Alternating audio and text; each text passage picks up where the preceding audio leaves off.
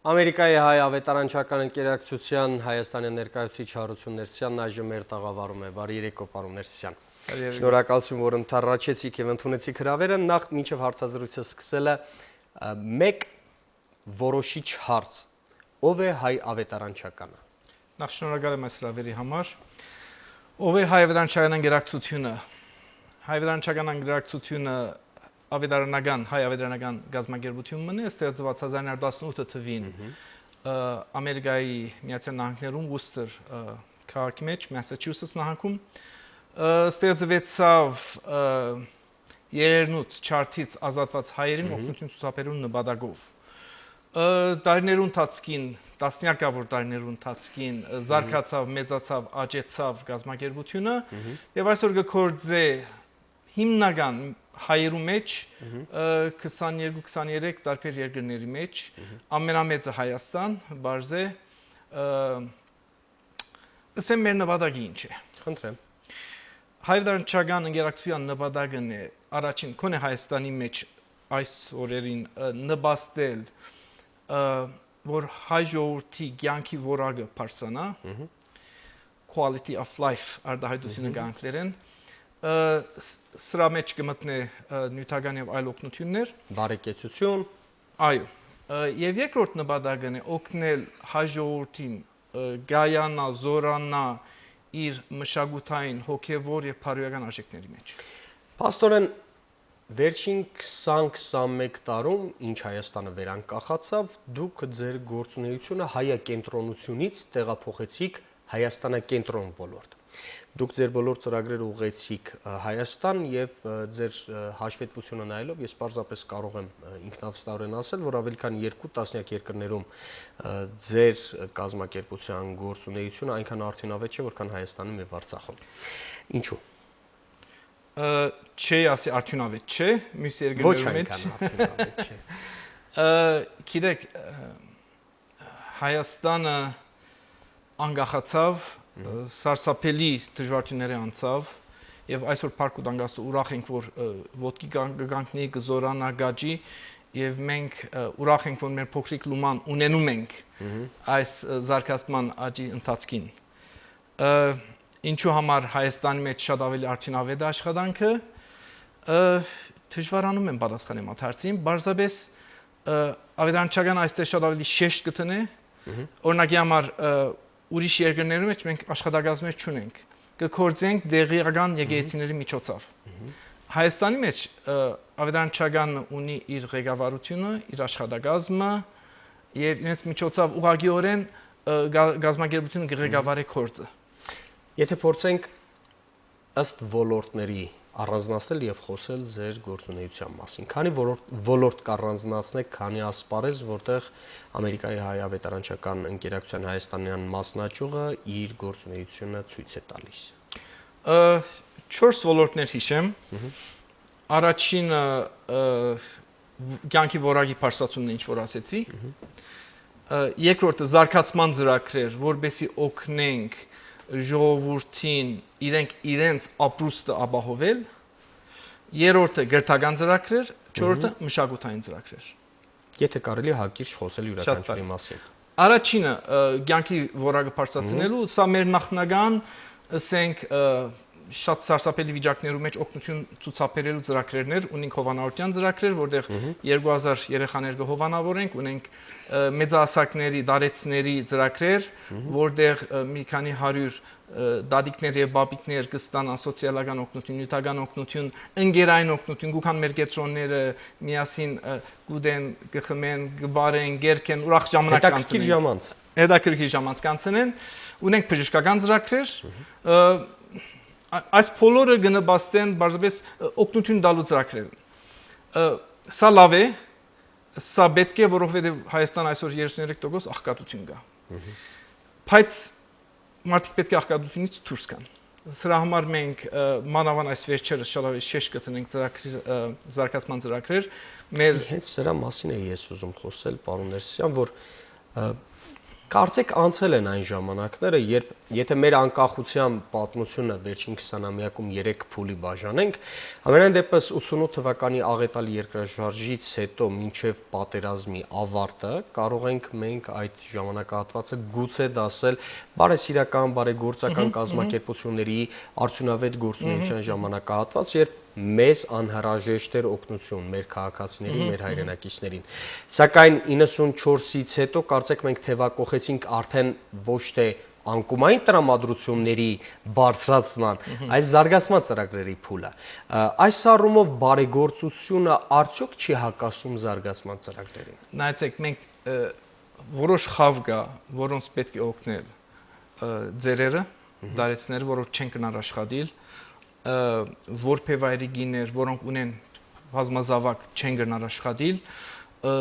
կան մարդիկ, որ տարբեր հաշմանդամներ եւ այն, որոնք աշխատելու հնարավորություն չունին։ Իրենց պետք է օգնել միանշանակ։ Բայց ովքեր որ կարող են աշխատել, իրենց օգնելը շարունակական վնաս է ակար է իրենց։ Բնականաբար նրանք արդեն դառնում են մակաբույծներ։ Միանշանակ։ Եվ իրենց մեջ, եթե շարունակենք օգնել իրենց նյութական, իրենց մեջ կզարգացնենք կախվածության, սպառողության մտածելակերպը, եւ դա իրենց համար լավ չէ, բարձր ասկի համար, երկրի համար լավ չէ։ Անոր համար է որ մենք այսօր կսկսենք զարգացման ծրագրեր, որուն նաեւ մեջ կմտնեն նպատակ այս արդակախտը գասեցնելու, կանխելու, թեթևացնելու համար։ Այսօր համագործակցենք մենք Heifer International կամ ավելի իրենց Հայաստանի մասնաճյուղի հետ, որոնք քյոատնտեսական ծրագրեր կան։ Հոլանդական կազմակերպություն։ Իրենք Ամերիկայում սկսած են Heifer International Ամերիկանում սկսած է եւ այսօր ամբողջ աշխարհով իրենք ծրագրեր ունին շատ տարածում ունի։ Այո։ Եվ մենք իրենց Երևանի գրասենյակի հետ կհամագործակցենք եւ տարբեր քյոերու մեջ քյոատնտեսական ծրագրեր կնենք, օգնենք քյոացուն ավելի եկամուտ ձեռք բերելու համար։ Սա մի ծրագիր է։ Այսօր դարբեր մի քանի միջազգային գազམ་ակերպություններով հետ մենք այսօր բանակցությունների մեջ ենք։ Հիմա այս գնահատեմ չասել ովքեր են, երբ որ բանակցությունները գավարտեն Միք բացահայտի կարևորը արդյունքը։ Այո, երիտասարդներու ծրագրեր, աշխատանք ապահովելու ծրագրեր, եւ սրա նման մի քանի ուրիշ ծրագրեր ուզում ենք անել, որովհետեւ մանավանդ նոր սերունդը, երիտասարդ որ համասարը գավարտե, չուզենա երթա Ռուսաստան, Ամերիկա, Ֆրանսա, հապա մնա Հայաստան եւ աշխատանք ունենա։ Արդյունքը դուք տեսնում եք հենց մեր հայրենակիցների շրջանում։ Պատասխանը ինչպիսին է լինում։ Գիտեք, երբ որ խոսում ենք ծրագրերից, իրենք շատ դրական են արձագանքում եւ միանշանակ մարդիկ կնախընտրեն մնալ Հայաստան, ապրել Հայաստան, զարգացնել Հայաստանը։ Եթե պայմանները լավ լինեն, եթե աշխատանք լինի եւ լավ աշխատավարձ կունենան։ Սա այդպես է, որովհետև վերջի երթալ ուրիշ երկիր, նոր պայմաններով սովորել հաճելի չէ, դժվար է հարազատներից կդրվի եւ այլն։ Պարոն Ներսեսյան, երևի ձեր գործունեության ամենաառանցքային եւ կարեւոր ոլորտներից մեկը քրթական ծրագրերն են։ Այո։ Ես կցանկանայի խոսել այդ մասին, որովհետև մեր թե բարձրաստիճան պաշտոնյաների, թե մտավորականության շրջանում, թե հասարակական մակարդակով բարձր ինտելեկտ ունեցողների շրջանում կա հստակ գաղափար, որը վերածվել է կարծրատիպի դրական առումով, որ մեզ նման պետություններում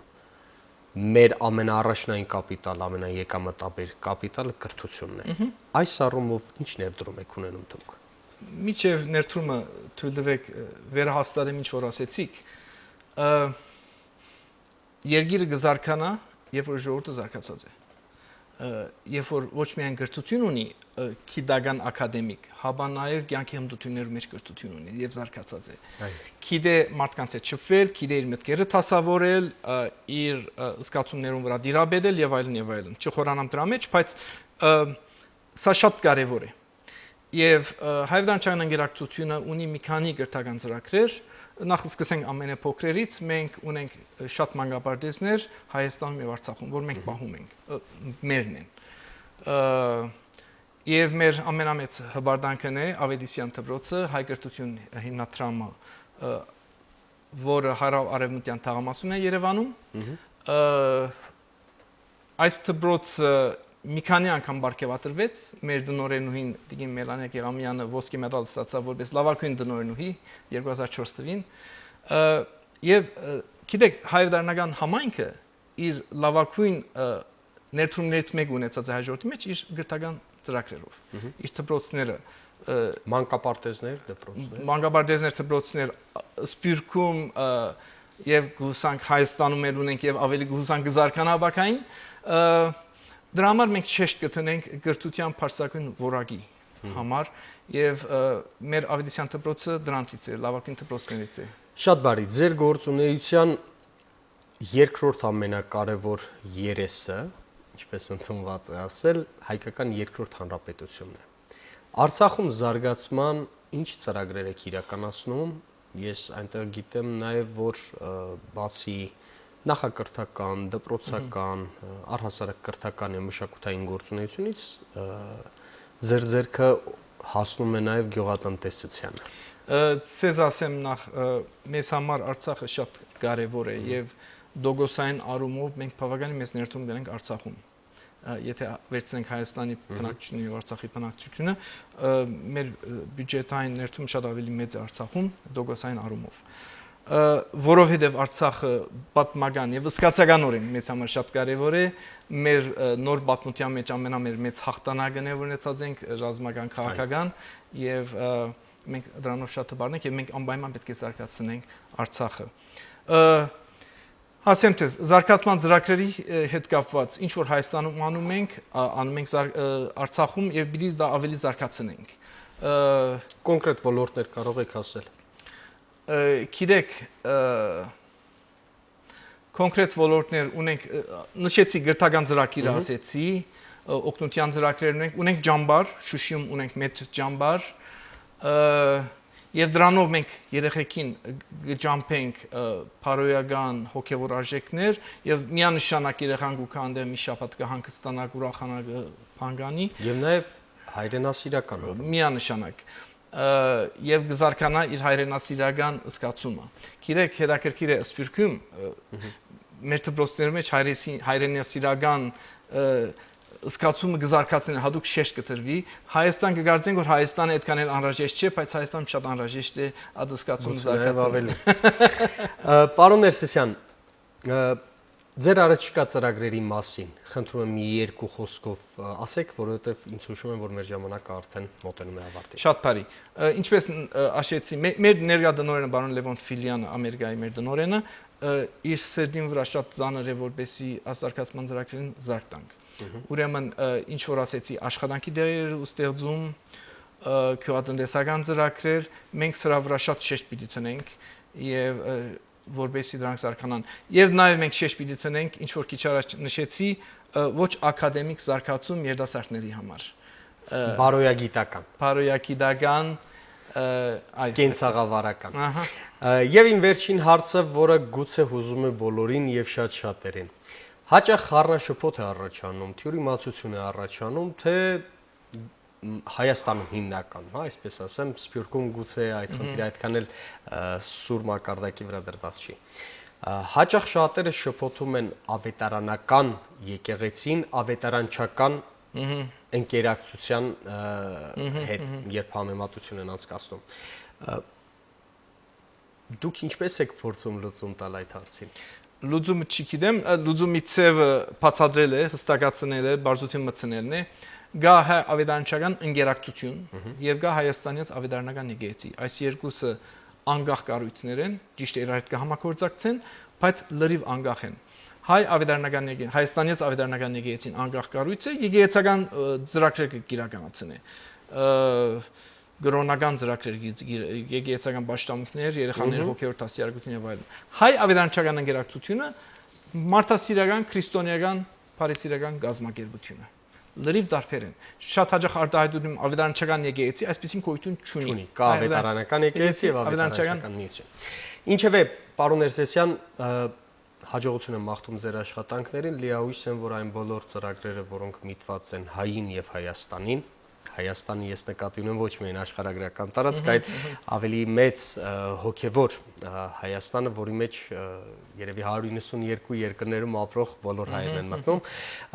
թող ձեր ծրագրերը պսակվեն հաջողությամբ։ Շատ շնորհակալ եմ։ Շնորհակալություն ձեզ։ Իսկ ես հիշեցնեմ, որ մենք զրուցում էինք Ամերիկայի հայ ավետարանչական ընկերակցության հայաստանյան մասնաճյուղի ներկայացուցիչ Հարություն Ներսիսյանի հետ։